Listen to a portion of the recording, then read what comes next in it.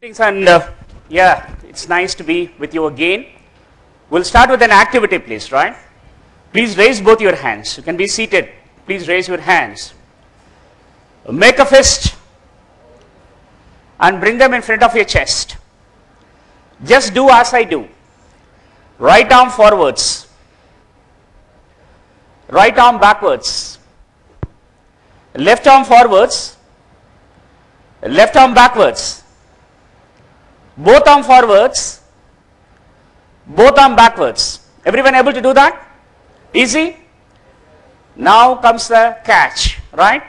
Right arm forward, left arm backward. Right arm forward, left arm backward. See whether it is possible for you to do that. I am able to see a few people who are able to do that, but try persisting. Right arm forward, left arm backward.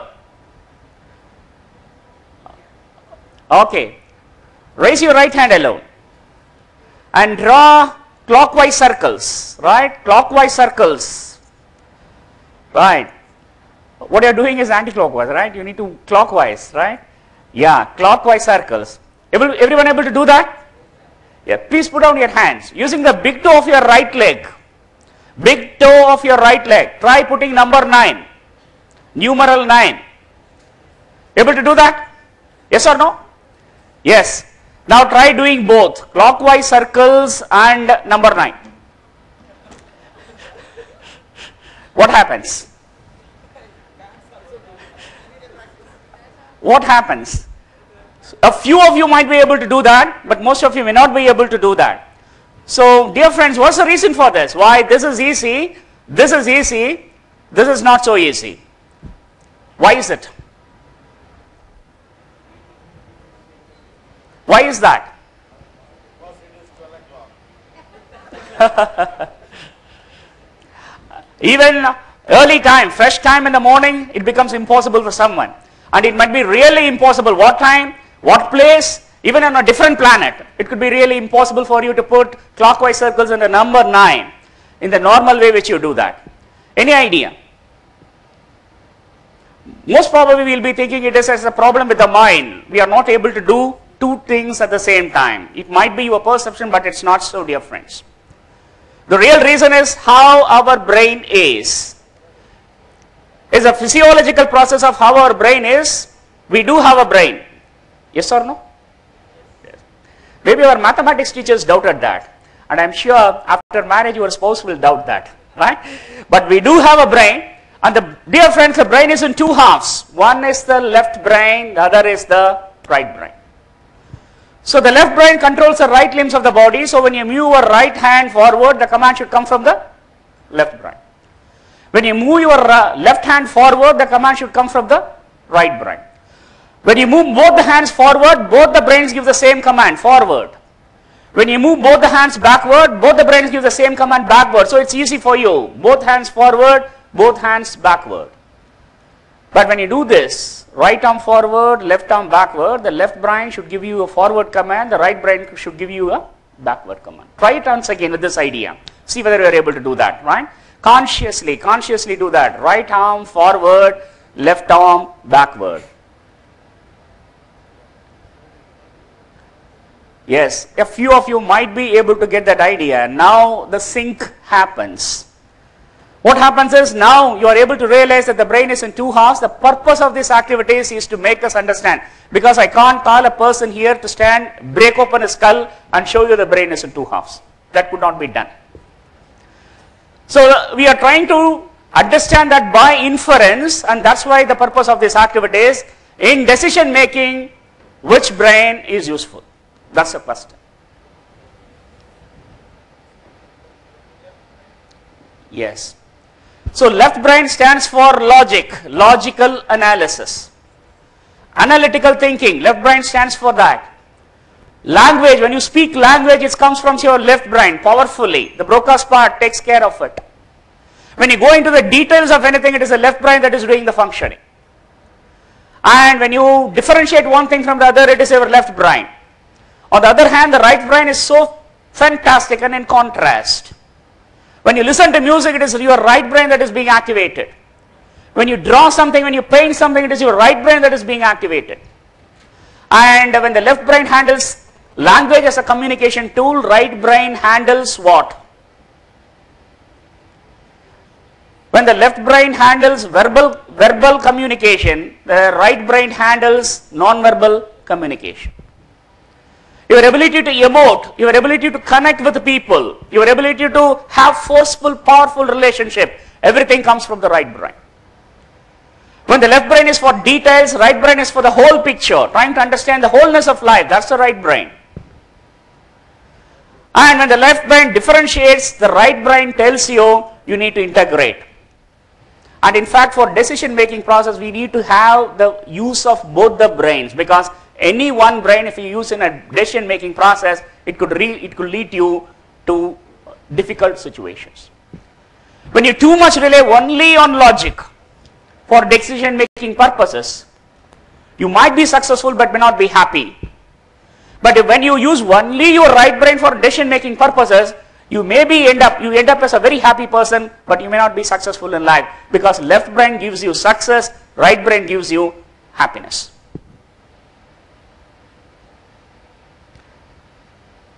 And as a society of a whole, if you consider, you will be able to find out that the dominant portion of the brain is the left brain. Society is dominantly left brain oriented. 100 years before, 150 years before, what was the type of brain domination in the society? What is that you think? 100 years before, how was the society predominantly? It was right brain dominated. Now the society is predominantly left brain dominated. When a child, when it is born and as it ages up, it is right brain dominated. From when does it become a left brain dominated child? Any ideas? When one day when you wake it up early, give it a force bath, put on something which is called as a uniform and drag it. We drag it to a place which is called a school. From that day, the orientation starts shifting from the right to the left. All the school curriculum is taught only to the left faculties: logic, analysis, language, details, differentiation. So whatever is taught in the college curriculum, school curriculum caters only to the left, and it becomes an imperative of the society, of the elders, of the family members to teach the right brain aspects to the child. So left stands for IQ, right stands for EQ. Left is intelligent quotient based, right is emotional quotient based. Left is for success, right is for happiness. So the main important thing is, when you make a decision, from which part of the brain you come from. That's a very important question which you need to understand. I'll tell you two important stories to anecdotes to understand this. You would have heard of that war of Troy. Troy was seized by Greeks maybe for 10 months, it is said. 10 months that Greeks were surrounding the fort of Troy and they were having a siege over it. But Troy could not be defeated. And then there was one guy, one very intelligent guy by the name Ulysses, who was there in the Greek, and he constructed a war horse, a wooden horse. It was a big wooden horse. He kept some soldiers inside that, and then the Greeks mounted a fake withdrawal. It was a drama. They simply gave an enactment of moving out, and the Troy of people were really happy. We were able to withstand the siege, therefore we have won. So they opened their gates, and out came the king of Troy. His name was Priam. He came over, and there in the seashore he found a very big wooden horse, and the people around Priam tell that it was a token. It was a token of gift. It was a token representing the surrender of the Greeks, so we should take it inside. Some of the people said, anyhow it belongs to the aliens, enemies, we should not take it inside. So that was a deciding moment for Priam. Everything depended on his decision. In those days, the king was the ultimate decider. So what happened is, when Priam was trying to analyze that, he came powerfully from the emotional right brain.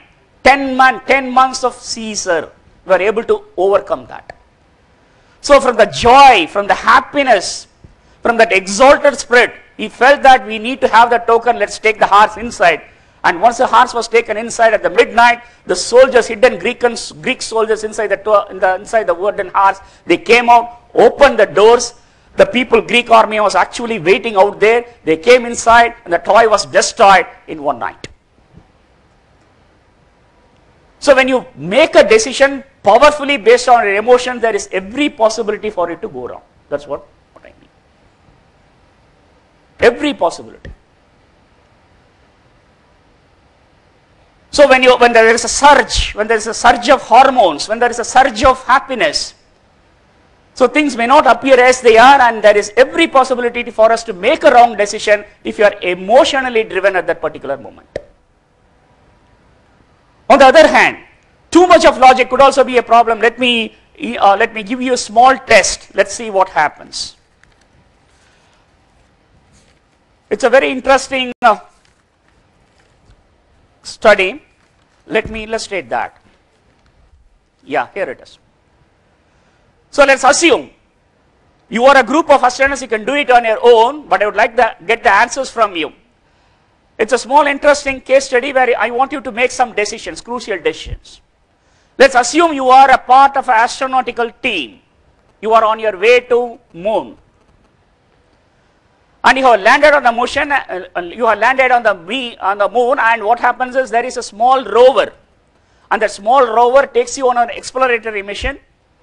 And you have moved away maybe some 25-30 miles from your mothership. The mothership has been landed, and you and your team have gone on an expedition trip on a small rover. I hope you are able to understand. So 20 miles have gone. You have gone deep into the moon craters, and there suddenly you find that your rover has broken down. You are not able to revive it. You are not able to come back. So what you need to do is you need to come back for the 30 miles to your mothership on foot. And it's a very interesting case study. And there are some 10 objects, 10 elements that are there in that rover. Out of that, you need to choose only 5, top 5. You will not be able to choose all the 10. I hope you are able to understand my point. I'll be giving you the list of all those 10 objects. I want you to choose any 5, top 5. Will you be interested in doing it? Yes or no? Yes. I'll be dictating all the 10 items. Make a list of all those 10 items. I want you to use your individual decision-making ability to choose top 5. Please understand, only you can choose 5. The rest of the things you will not be able to choose. So first one is a compass, a magnetic compass that is available. Please make a list of this. 10 objects, out of which you need to choose only 5. The first is compass. The second is a rope, nylon rope, 10 meters long nylon rope, which has been rounded up. The third one is a matchbox. I'll repeat it once again, the first 3. First is the compass, the second is the nylon rope, the third one is the matchbox. The fourth one is parachute silk. Parachute silk material. Fifth one is oxygen bottles, O2 bottles. Sixth one is a star map of lunar sky. Then there is an injection syringe, right, which you could use to give you antidotes. There is food concentrate. Eighth one is a food concentrate. Number 9 is signal flares. Signal flares. Number 2 is nitrogen bottles, which will help you to propel, move forward, right? A propulsion equipment, compressed nitrogen bottles. I'll repeat: compass, nylon rope, matchbox, parachute silk, oxygen bottles, star map, injection syringe, food concentrate, signal flares, nitrogen bottles, right? What would be your top choice? I'll give you 3 minutes. Out of these 10, you need to choose only 5. What would be your top 5?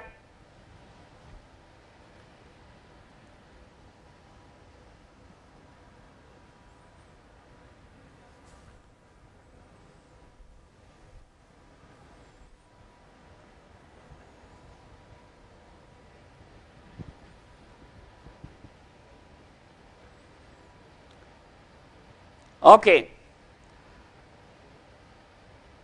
One more minute.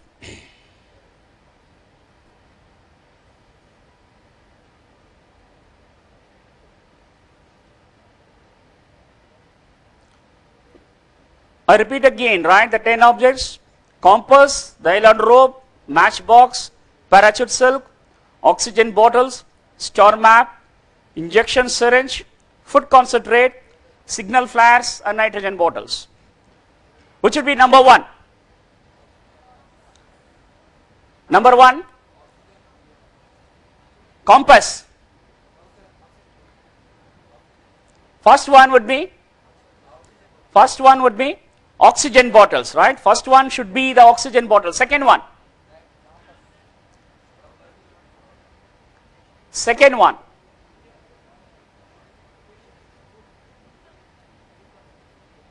food concentrate, right? The second one obviously should be food concentrate. Third one,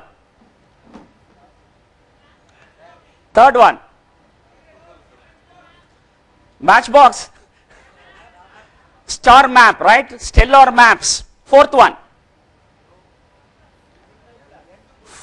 signal flares, right? Signal flares. Fifth one, either nitrogen nylon rope or the nitrogen cylinders, right? This has been the idea of NASA, right? The NASA people have sat together under this condition. This would be the most important things. The idea is, why don't we choose a compass? Yes, the magnetic fields between our earth and the moon will be totally different. The compass would not be useful there. So the most important thing obviously is the oxygen bottles, because you will not be able to survive in the moon without oxygen, so they become very essential. And then the second one is obviously food concentrate. We need to have food for eating, for energy. That is the second thing. And of course the star map. The star map is the only thing that through which you can find route there. And signal flares are essential, because once you near your motherboard, maybe mothership, you can use the signal flares and seek help from them. So what could this mean, this decision making process? We always make decisions based on what is more important to us. Yes or no? Yes. All our decisions are based on our value system. What is that? Value system. Which is more important to you in life? Consciously or unconsciously, we keep on making decisions towards that. I'll tell you a very small story. There was a father, mother, and a small boy living in a house, and suddenly the parents have to move away on some job. And then they handed over the garden piece, because they had a very good garden. And they said to the son, right, who was a youngster, maybe 9 years, 10 years old, they said to him, you need to take care of the garden till we come back. And this guy assured, I will take care of the garden. Parents, mommy, daddy, go back, go wherever you want to go, come back happily, and be rest assured that I will take care of the garden as good as you will take care. So the parents, right, they were on a 10-day trip, they went to somewhere else, and after coming back, they were amazed, right, in a way. They found that the entire garden was totally withered. They never expected that. It was a shock for them. The entire garden was totally in rot. All the plants had almost died. They were not able to handle it. So immediately they went to the son who was there in the house and asked him, we asked you, we entrusted you with the garden, we asked you to take care of the garden, what did you do with the garden? And the son said, parents, in fact, I really tended to the garden, I took care of the garden as good as you would take care of the house. What did you do? And further the son said, he took a duster, he showed them the duster. What is a duster used for? Cleaning things. And every day I cleaned all the plants, I dusted all the plants. Are you able to get my point?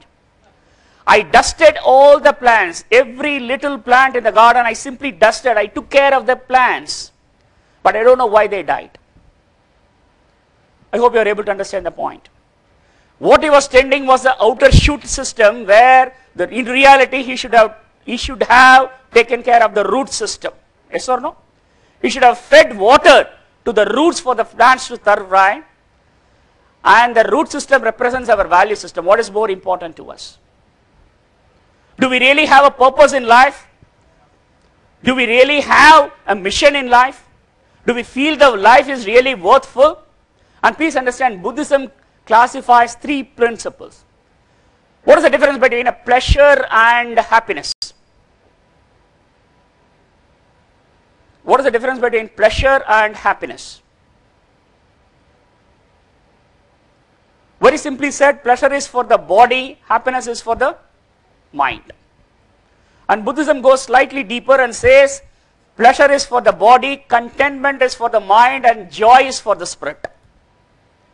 And taking care, not only you are focused only towards pleasure, just for the body, would mean that you could be moving away from your deep value system, where the value system forces you to take care of your mind.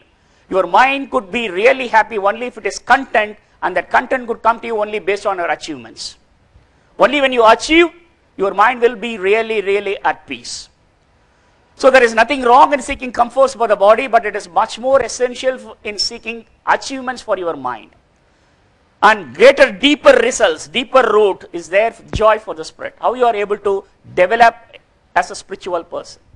So 3 things to take care: pleasure for the body, success or contentment for the mind, and joy for the spirit. That is our real value system. When you are focused on that, how can I be a real good person, a person with mission? You can have fun as students, nothing wrong in that, but have purpose also. So purpose is a real root which will help you to really guide towards you. So have a vision, have a mission, try to understand what is that you want, start nurturing those roots, and I'm sure you will be on your way to success, right? That is, I believe, is a real concept of decision making, trying to know what is that I really want and keep moving towards that. Wishing you all the best, right? Thank you. Thank you, Mr. G. Ramasubramanian.